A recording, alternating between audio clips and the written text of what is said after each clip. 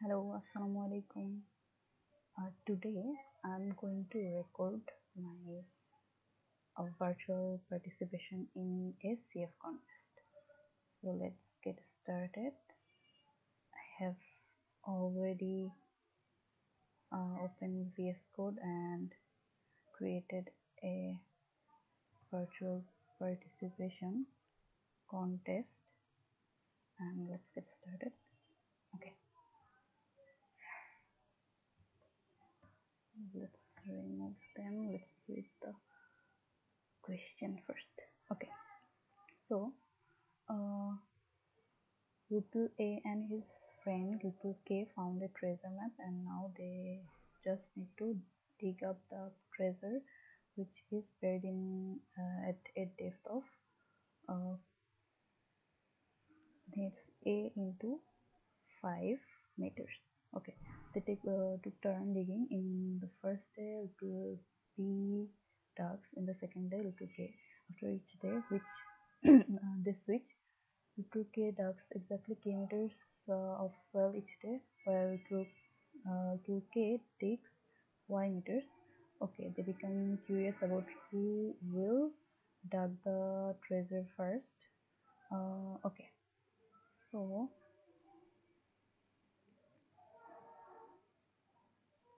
uh, they have different uh,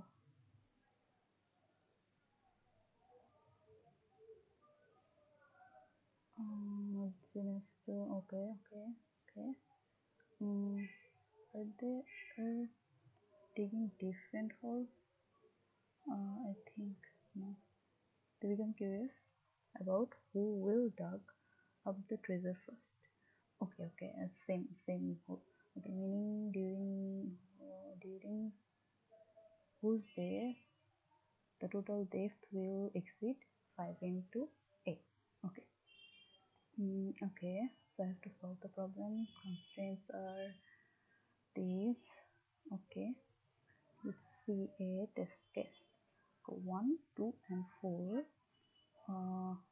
1 is x and 2 is y and a is 4, so we have to dug 4 into 5, that is 20 20 units.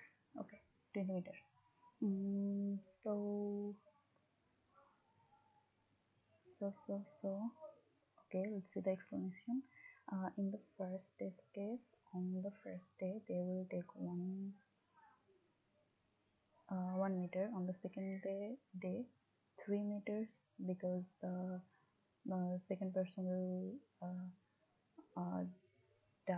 dig additional 2 meters. So in total they will the hole will be of 3 meters. On the third day, additional 1, that is 4 meters, and on the fourth day they will dig 6 meters. Thus the treasure will be dug up first by K. Okay, so 4 meter won't be count because you have to exceed, not equal. Okay, exceed a into 5. Okay, so we need 20,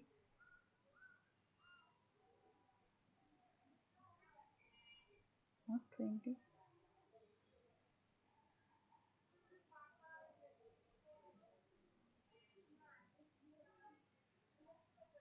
Oh, sorry, not not they. It's not, the point is not multiplication. The point is for actual decimal point. Okay, okay, okay, I got it. Okay, so as their integer, so we have to, I think we have to divide a by x plus y, and then in here we can get 4 divided by 1, 4 divided by 3, that is 1, and 2 fourth day.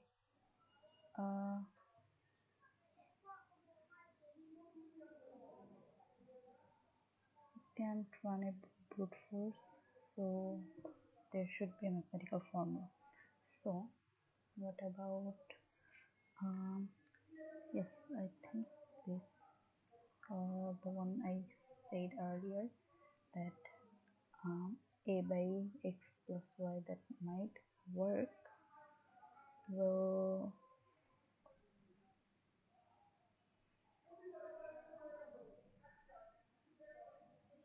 first day, yeah, a by x x plus y, for the test case 1, it will give 1, and the remainder the remainder of that is 1. So we need another day. Oh, okay, I'll start the code then. So at first, the test cases n and n, I'll make it long. So it's n and m, and we have another variable x. Okay, let's just name it as it is in the input. Okay, so let's just call count, which is a by x plus y, and remainder is a percentage. I think count won't be needed. Okay, then remainder. Okay, if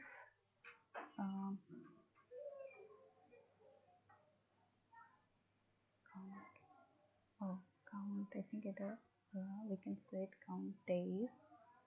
So as both of them are doing it, so count days will be multiplied by 2, because they're alternating, they're digging in alternative days. Okay, then we have to check if the remainder is less than equal x. No, is less than x, then we don't need another day. Or is it to exceed 4? So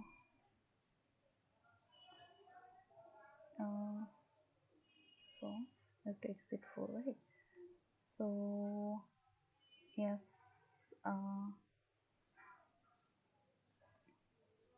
for this test case, okay, let's see, 1 to 4, and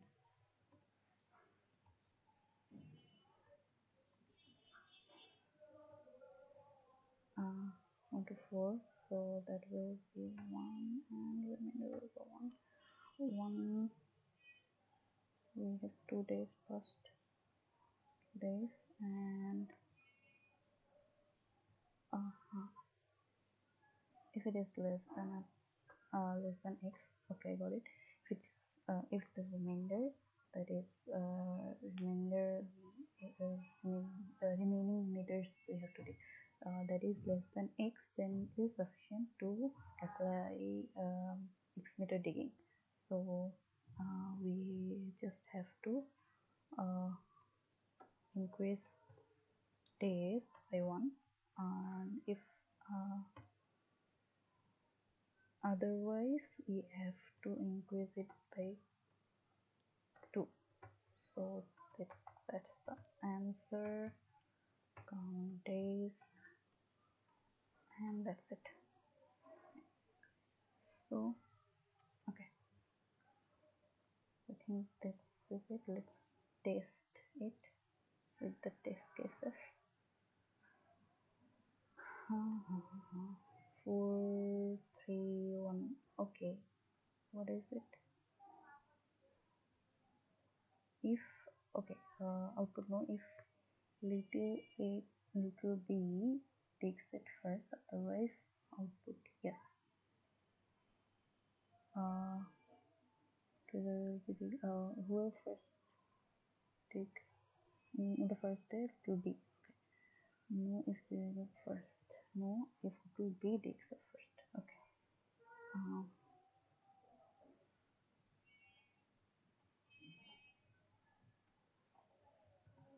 The out no otherwise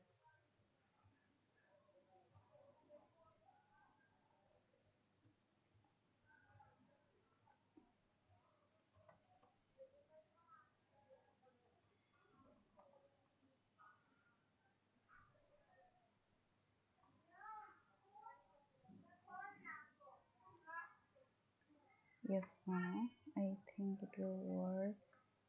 Let's just test with another test case. One, one, four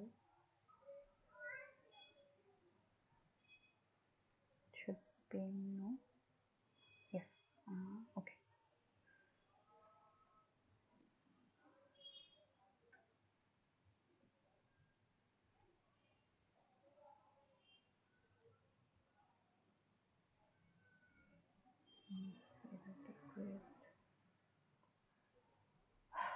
Okay.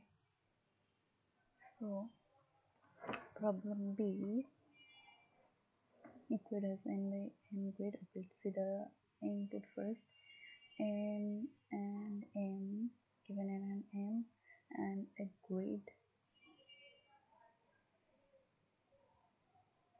Okay. And the constraints are so small. Okay. Let's read the statement. In the M grid, he has pushed several possibly 0 balls in it. Okay. Each time he can push one ball into the grid either from the leftmost edge of a particular row or topmost edge of particular column of the grid. Okay, so the row from the left and column from the top. Okay, when a ball moves towards a position, if there is no ball originally at that position, the incoming ball will stop and occupy the position. If there is already a ball at the position, the incoming ball will stop and occupy the position, and while the original ball will continue moving to the next position in the same direction. So note that if a row or column is full, all position in that row or a column have balls, you can't push a ball into the row or column. So given the final state of whether there is a ball at each position of the grid, you need to determine whether it is possible for you to push the ball to reach the final state. What? Given the final state of either given the final state of whether there is a ball at each position of the grid, you need to determine whether it is possible for you to push a ball to reach the final state. Okay, let's see the example in where 0 means ball. Oh, there is they have given a grid which is called final state, and I have to determine whether if this state is possible, whether I can create this state or not. Okay, so there is a ball at the position of the grid if and only if the corresponding position of the given input is 1.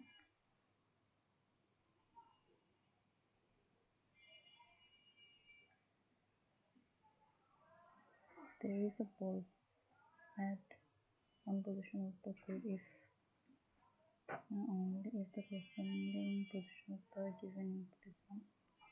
Can you understand that? Okay, let's say simply. Okay, wait.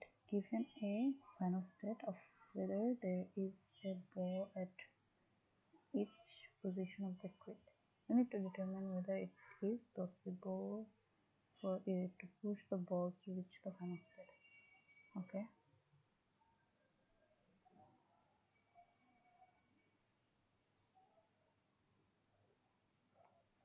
You can push one ball into a grid either from the leftmost edge or from the topmost edge of a column.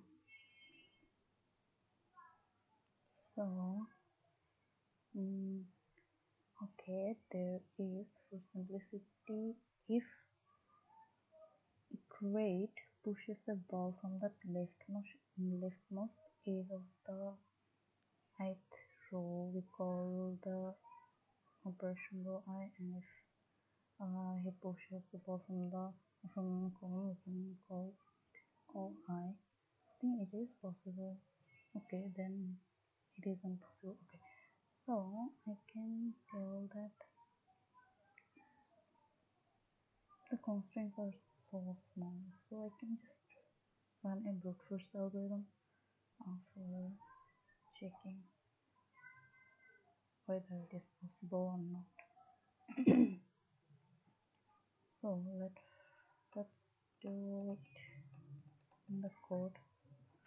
Okay, what will we do? Well, we will just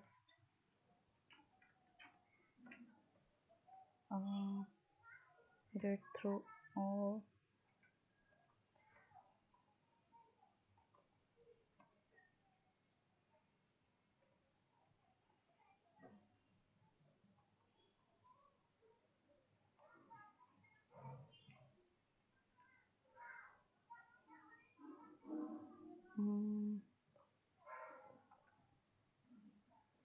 okay, let's say if there is a 1, either it's top either if okay, if there is a I don't have to write it. Okay, let's say if there is a 1, we can say either all top of the row will be 1, and or the left all the left values of the cell will also be 1. So let's code it.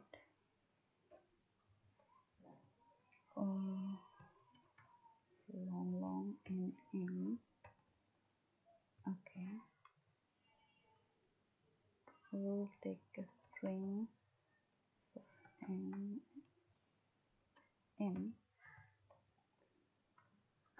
Okay, done with input. So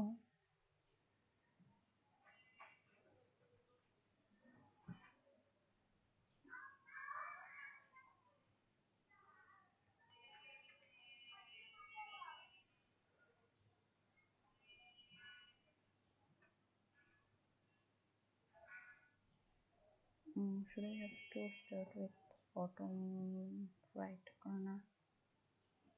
That if it's cell 1, then either all the top values or all the left values have to be 1. So bottom left. Okay, let's start. I is greater than equal to I. Sorry. I minus for I into j equal to n minus 1. J is greater than equal to 0. J is j minus. So okay. So after that I have to check if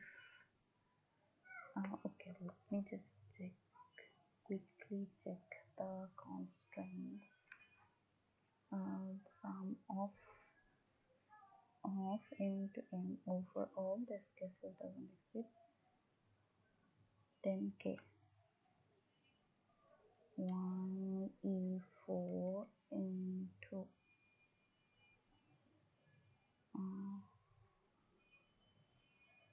1e4 into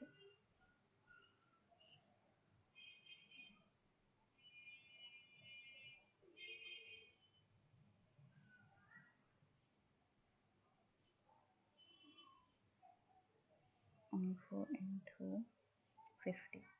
I think that's it. Okay. Okay. I'll just 15 to 2. Okay, no problem. If f of I j is a 0, then I can continue.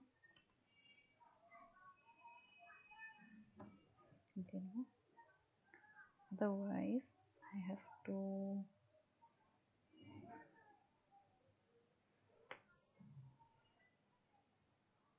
let's take a boolean well is equal to 1 and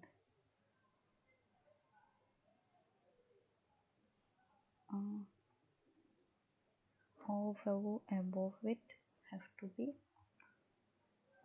1. So for int k equal to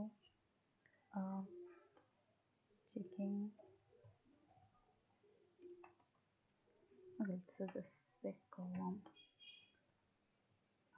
k equal to, what is the column number? That is j, and k is greater than equal 0, k minus minus, if s of I, yes, ith row and kth column, it should be, if it becomes 0, then we can, oh sorry, then we can just become the bool 0 and break it, and if is 0, then break, it should be in here.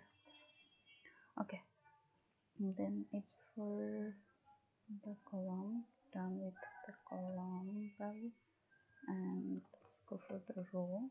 It's very similar to that. Let's just copy it, and this constraint is from same row, right? No, row value could be, yeah, not the same row. Oh shit, same column.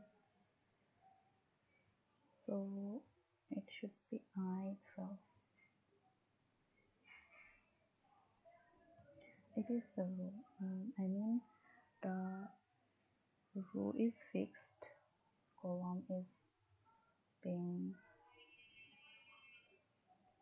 yeah, row is fixed and column is being column is the variable, and here the okay, and here the column is fixed, at the jth column, and at the jth column we are taking variable the row, the value of row is decreasing. So from there, from the current cell, we are going to the upper column is, as column is fixed, so we are checking the upper row. After rows with the same column. Okay, okay, okay, okay. Done. Okay, that's it, I think. If f becomes 1 after all those checking, then it should print yes, otherwise print no. Okay, let's check it.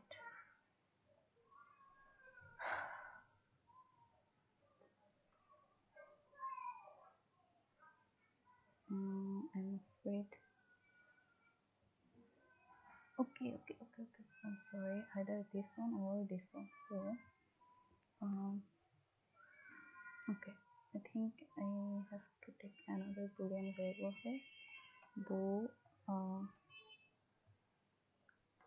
is current. Okay, equal to 1. So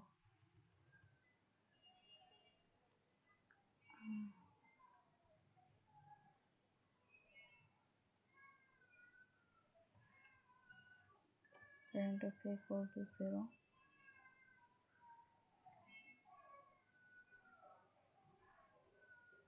It became 0 and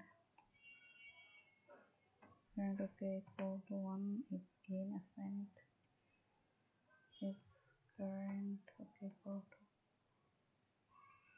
0. I think if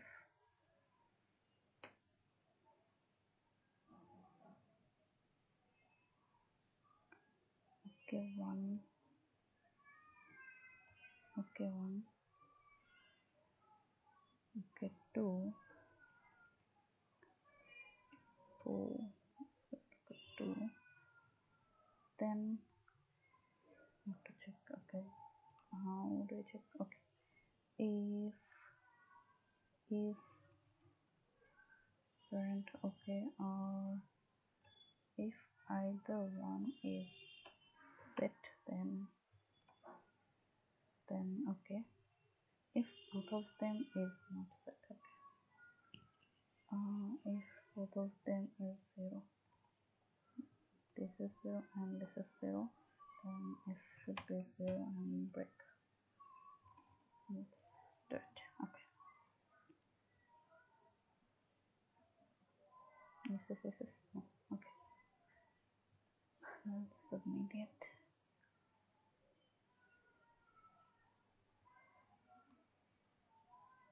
That took too much time.